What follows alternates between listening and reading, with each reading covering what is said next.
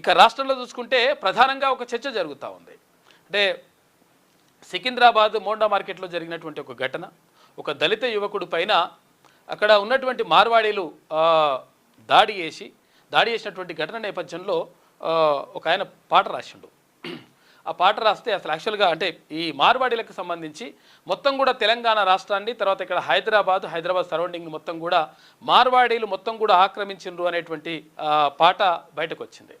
ఆ పాటకు సంబంధించి ఆయన రాష్ట్రాన్ని అరెస్ట్ చేసిండ్రు. అది పక్కకు పెడితే మొత్తం మీద మార్వాడీలు తెలంగాణ రాష్ట్రంలో నిజంగా తిష్ట వేసిండ్రా అంటే వేసిండ్రనే చెప్పాలి.